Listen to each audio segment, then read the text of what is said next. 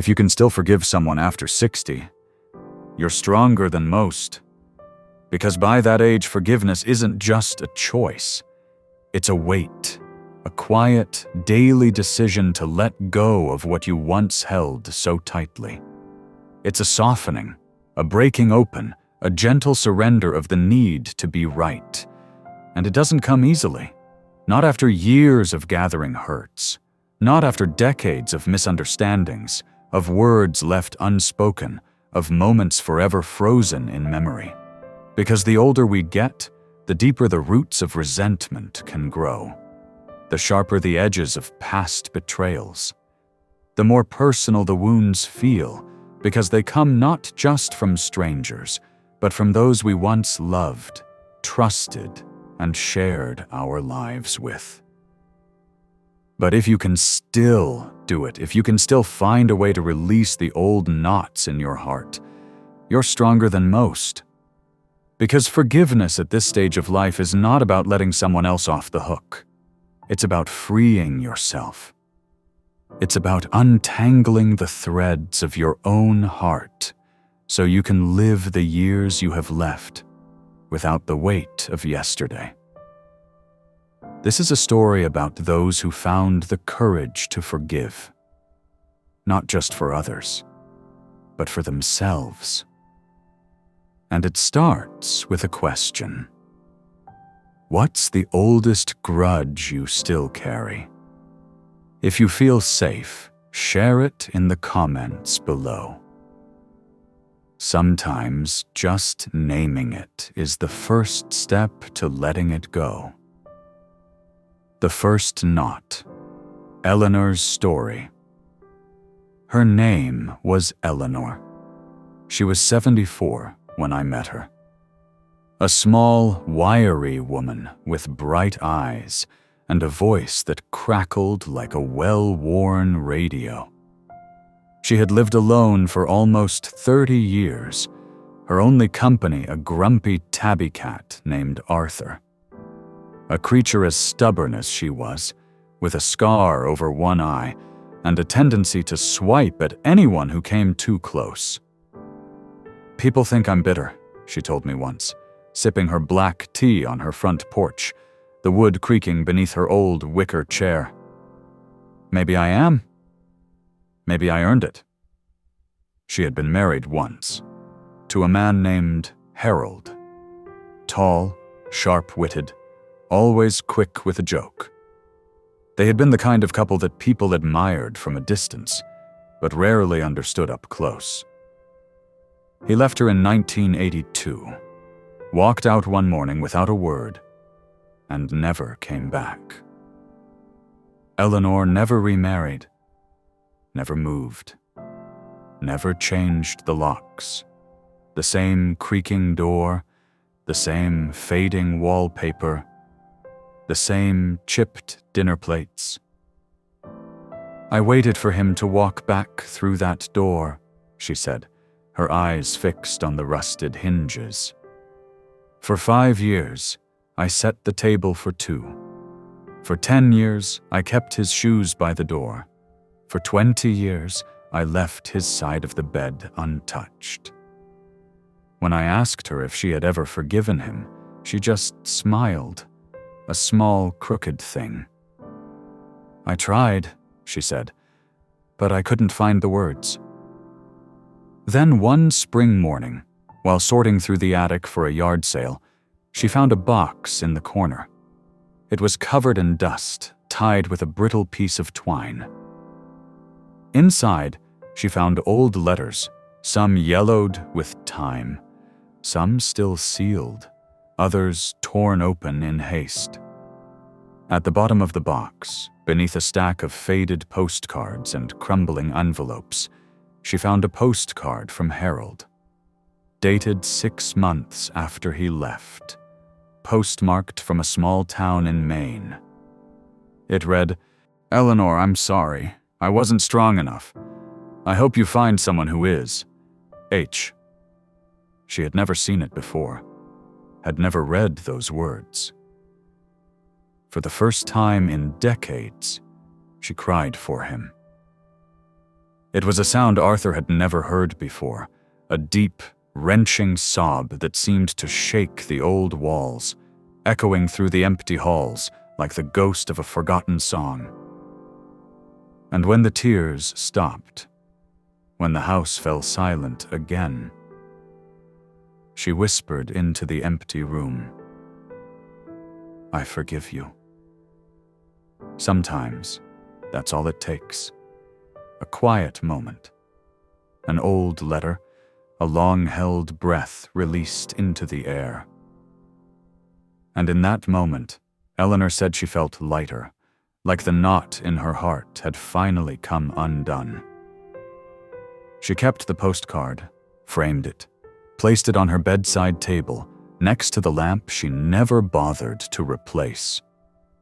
Because sometimes, forgiveness isn't just about letting go. It's about holding on to the parts of a person you still want to remember. The second knot. Thomas's story. His name was Thomas. 82, a retired mechanic from Pittsburgh. Thick hands, a slow, deliberate voice, and eyes that had seen too much. He lived in a small brick house with oil-stained tools hanging neatly in his garage, each one in its place, like pieces of a puzzle he had spent a lifetime assembling. He had a son once, Michael. Sharp, clever, full of life. The kind of kid who could take a broken radio apart and put it back together without a single piece left over. But they hadn't spoken in over a decade. "It's not that I don't love him," Thomas told me, staring out at the falling leaves in his backyard, his breath misting in the crisp autumn air. "It's just, we see the world differently." They had clashed over politics, over religion, over the way the world had changed. One Thanksgiving, they had a blowout. Words thrown like stones, silences that stretched like shadows. Michael had stormed out, slammed the door so hard the glass in the front window rattled, and he never came back. "I wanted to call him," Thomas said, his hands trembling slightly as he lit his old pipe. "But every year that passed, it got harder. The words got heavier. The pride thicker." Then one night, while cleaning out his basement, he found an old cassette tape. It was in a box marked "Family," buried beneath old birthday cards and curling Polaroid photos. He slid it into the dusty tape player, half expecting it not to work. But then, Michael's voice crackled to life. Young, confident, full of energy. "Hey, Dad, it's me. Just checking in. Hope you're doing okay." There was a long pause, a deep breath. "I miss you. Call me when you get this." The sound of his son's voice nearly broke him. It echoed off the cold concrete walls, filled the dark corners of the room, and wrapped itself around his heart like a vice. "I never called him back," Thomas whispered, his eyes filling with tears for the first time in years. "I never said I was sorry." But that night, he sat on his porch, looked up at the stars, and whispered into the cold air, "Michael, I'm sorry. I miss you." And for the first time in years, he felt something shift inside him, like a weight lifted, like a knot untied. He left the cassette tape on his workbench, next to the rusted wrench and the half-empty can of motor oil. A small reminder of a bridge he still hoped to rebuild. Because sometimes, forgiveness is not just about finding the right words. It's about finding the courage to speak them, even if it's too late to hear them back. The third knot. Margaret's story. Her name was Margaret. 79. A former schoolteacher from Boston. Soft-spoken, with a voice like a gentle stream, and hands that still held the memory of 100 chalk-dusted blackboards. She had 2 daughters, both grown, both with families of their own. She had taught them to read, to tie their shoes, to cross the street without fear. She had bandaged scraped knees, whispered lullabies into their ears, and packed countless lunches with handwritten notes tucked inside. But as the years passed, the calls had become fewer, the hugs more distant, the family dinners less frequent. She hadn't spoken to her youngest, Laura, in nearly 3 years. "People tell you that time heals," Margaret said, smoothing the wrinkles in her apron, her fingers trembling slightly as she poured another cup of tea. "But sometimes it just hardens." They had fought over a family will, money, property, words exchanged that cut deeper than either intended. Sharp, unfiltered words that left scars on both their hearts. It had started with a misunderstanding, an offhand comment at a holiday dinner, a raised voice, an accusation thrown in the heat of the moment. Laura had left early that night, her car tires crunching the gravel driveway like brittle bones. The sound echoed in Margaret's memory, growing louder with each passing year.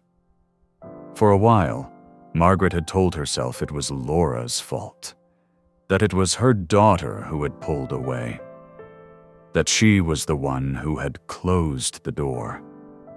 But deep down, she knew she had pushed her away, had held her pride like a shield, refused to reach out, refused to bend. But then, one summer afternoon, she received a package on her doorstep.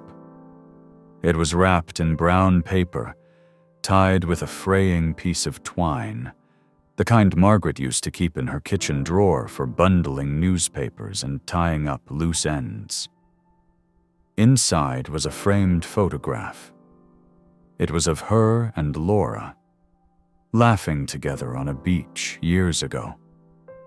Margaret's arm around her daughter's shoulders, both of them squinting into the sun, their hair blowing wild in the ocean breeze.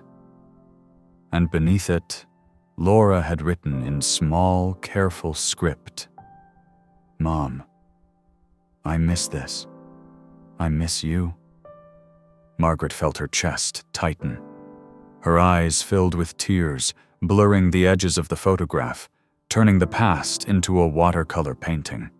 She picked up the phone, dialed the number she had almost forgotten. Each ring felt like a heartbeat, thudding in her chest. When her daughter answered, Margaret simply said, "I miss you too." And for the first time in years, she felt the knot in her heart begin to loosen. The years of silence, of stubbornness, of unspoken regret, unraveled in a single breath. She placed the framed photograph on her mantel, next to the seashells they had collected on that beach, their jagged edges smoothed by the relentless pull of the tide. Because sometimes, forgiveness is not about erasing the past. It's about finding a way to carry it forward without letting it weigh you down. The fourth knot. Samuel's story. His name was Samuel.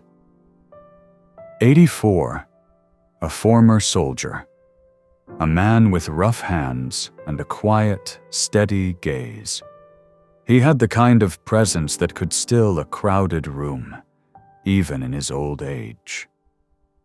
Samuel had served in the Korean War, had seen things he would never tell his family, had done things he never fully forgave himself for. But the heaviest knot in his heart was not from the battlefield. It was from home. His brother, James. They had grown up side by side, thick as thieves, shared a room, shared secrets, shared dreams of the future. They had survived their father's early death, taken over the family farm together, built fences side by side under the hot summer sun, laughed over beers on the back porch as the fireflies danced in the tall grass. But one drunken night in 1964, they had a fight. It had started over something small. A broken fence post, a misplaced tool, but it had quickly turned into something larger. Old wounds reopened, old resentments unearthed. Words were thrown like punches, harsh, unforgiving. Accusations hurled in the dark. A broken bottle, a slammed door. James had moved to California the next morning, left without a word, without a backward glance. And they never spoke again. For decades, Samuel told himself it was James's fault, that he had been the one to walk away, that he had been the one to break the bond. But deep down, he knew he had pushed him away, had let his pride and his temper build a wall between them that neither one had the strength to tear down. Then, one evening, while cleaning out his attic, Samuel found an old photograph. It was wedged between the pages of an old Bible, its edges curling, its colors faded to a soft, ghostly gray. It was of him and James as boys, fishing by the river, arms around each other's shoulders, smiling, their bare feet muddy, their faces sunburned, their eyes bright with the promise of the summer ahead. For a long moment, Samuel just stared at it, his fingers trembling slightly as he traced the outlines of their young faces. And for the first time in 50 years, Samuel whispered into the quiet, "I'm sorry, James. I miss you." And he felt something deep within him finally give way, like a dam breaking, like a knot coming undone. He placed the photograph on his nightstand, next to his medals, next to the old pocket knife James had given him on his 16th birthday. Because sometimes, forgiveness isn't just about making peace with others. It's about making peace with the boy you used to be. The boy who laughed by the river before the years of silence hardened his heart. The fifth knot, Lillian's story. Her name was Lillian. 86, a widow for nearly 2 decades. The kind of woman who still wore her hair in tight, neat curls, who kept her house spotless, who never missed a Sunday service. She had spent most of her life caring for others. Her husband, her children, her elderly parents, and eventually, her grandchildren. Her days had been a blur of packed lunches, ironed shirts, doctor's appointments, and whispered prayers over sleeping children. But when her husband passed, she realized she had never truly forgiven him. For the long nights he left her alone, for the sharp words in their younger years, for the dreams he had chased while hers faded. They had married young, barely out of high school. She had dreamed of traveling, of writing, of opening a small bookstore on Main Street. But he had other plans. He wanted stability, a house, a family, a life built on hard work and routine. And so, her dreams had been packed away, neatly folded like her wedding dress, tucked into the back of a closet where the years gathered like dust. One morning, while sorting through the attic for a church rummage sale, she found an old diary. Its pages were yellowed, its cover cracked and brittle. Her handwriting, small and neat, spelling out the dreams she had once held close. As she read those pages, she felt a tightness in her chest, a slow, aching regret that had been building for decades. She had written about the places she wanted to visit: Paris in the spring, the Grand Canyon at sunset, the small, wind-swept beaches of Maine. She had written about the books she wanted to read, the poems she wanted to write, the person she had hoped to become.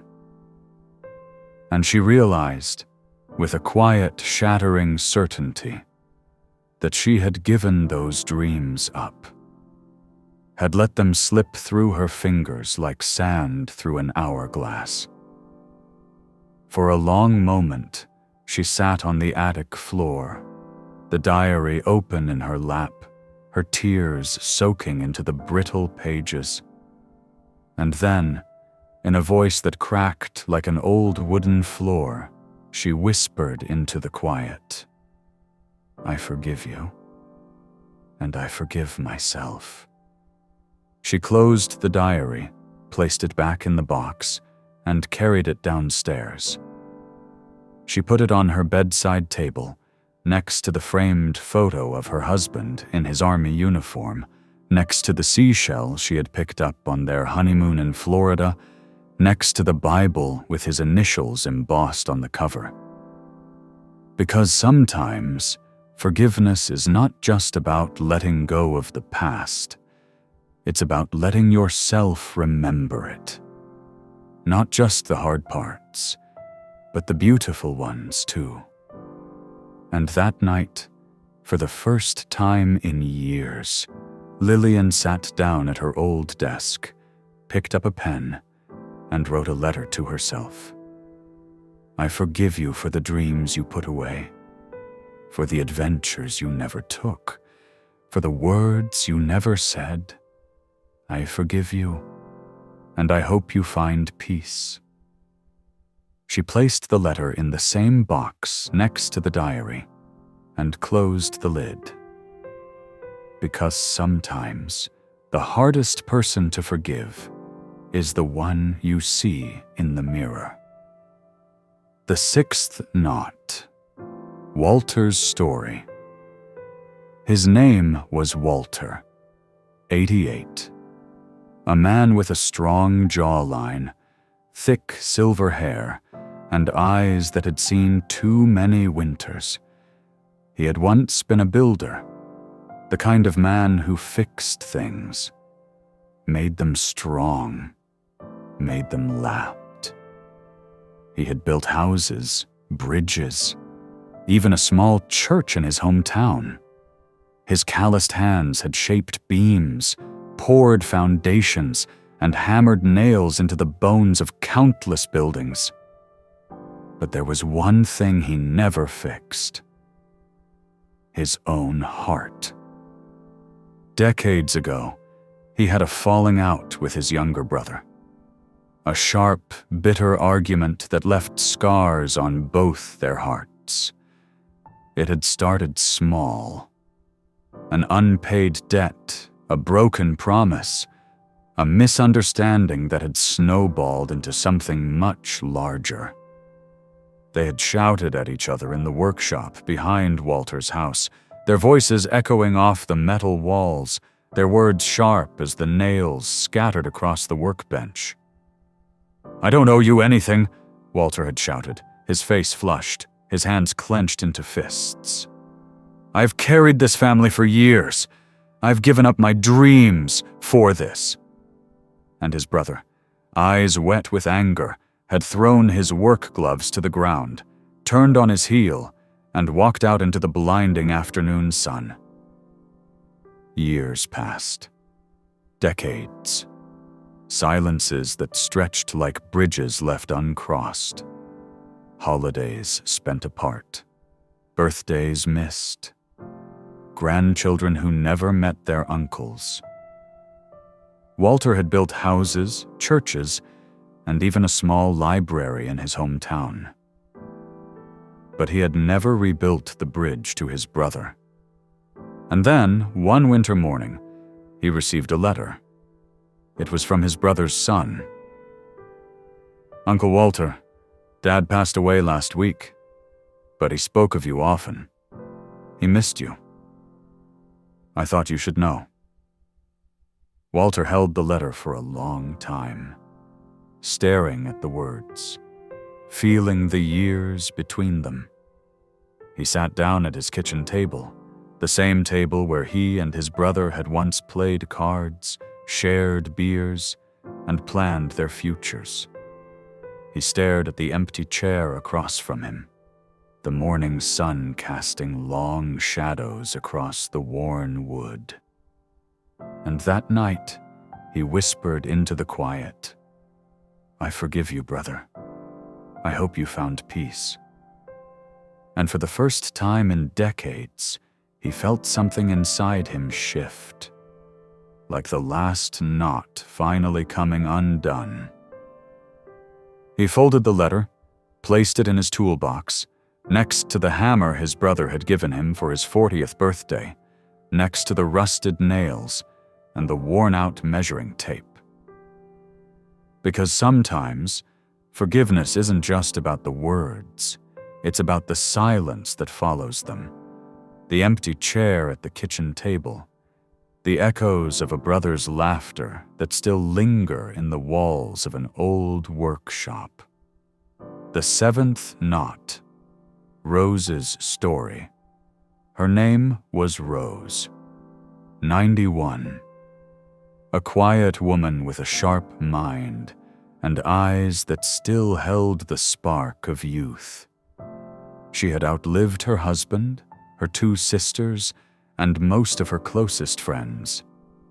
Her body had grown frail, her hands twisted with arthritis, her steps slow and uncertain.